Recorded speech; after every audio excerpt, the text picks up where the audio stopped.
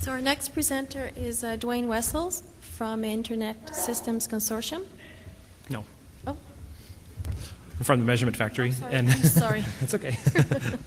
and I do a lot of work with CADA and for CADA. So today I'm talking about CADA's upcoming Day in the Life of the Internet Data Collection Project. This first slide is the very short story, so you can pay attention to this and then decide if you want to pay attention to the rest of the talk or not. In about a month, in March, we are organizing a data collection event following some previous efforts in 2006 and 2007. We think that you all have very interesting data, and your data could help researchers answer interesting questions, and we would love for you to participate and help us collect data. I want to really emphasize this point. We don't necessarily want you to send your data to us. We want you to collect the data.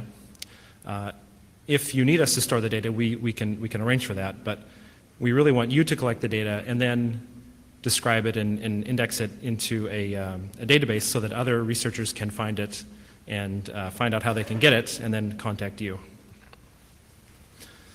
So the Day in the Life of the Internet was motivated by a report from 2001 that challenged Internet researchers to do something like this, to capture a solid day of data and make it as widely available to researchers as possible.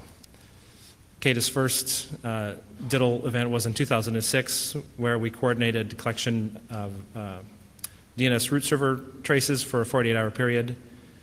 In 2007, we essentially repeated that, although we expanded a little and got some additional data, which I'll talk about next. So inspired by all this success, we hope to expand it even further this year and get lots of cool data from folks like you. I won't go through all these, but this is a list of the data that we got for 2007.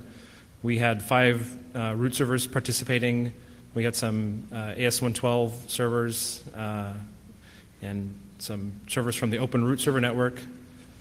Some universities in Japan and Korea and the US gave us, or didn't give us, they collected packet captures on the DIDL dates and so on.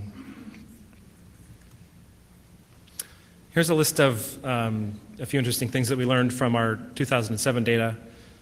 This is largely just DNS stuff, but 5% of the clients are responsible for 95% of the load at the root servers that we were measuring.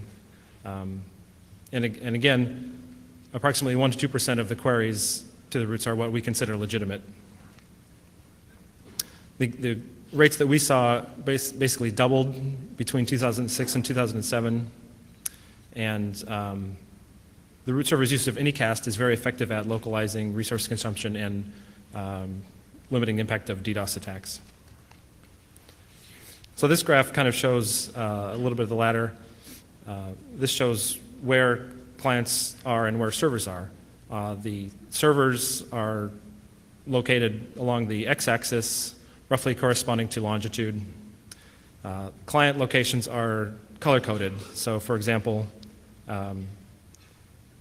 this yellow section represents clients located in Asia, and for the most part, the servers located in Asia get queries from clients located in Asia, and servers located in Europe get queries from clients located in Europe, and so on. There's a few, interesting anomalies, but for the most part, it's what you'd expect.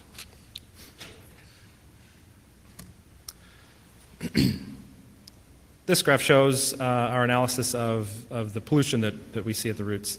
And here's 2 graphs, one for C root and one for F root. Each graph has 5 vertical bars. These are groups of clients organized, grouped by their mean query rate. So for example, the low query rate clients are on the left and the high rate ones are on the right. And I don't know if you can see the different colors there, but this light tan section represents what we consider legitimate queries. And of course, as you look to the higher and higher rate sources, their percent of legitimate queries is none. One interesting thing about the F root data is this huge blue section here. These are all queries for top-level domains that are not valid. So for some reason, F root attracts a lot of that kind of traffic.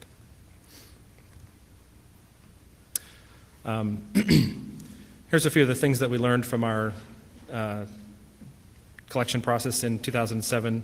You always need more disk space than you think. Collecting the data is easy. Sometimes indexing the data is hard. I'm going to skip ahead a little bit here. Here's some of the questions that we hope to answer with our data again next year. Looking more at the source of the root server garbage, looking for trends in IPv6 and DNSSEC and packet sizes and usage of TCP, looking at adoption of internationalized domain names. We're really curious why so many clients continue to query the old root server IP addresses after they've moved. Here's some more questions.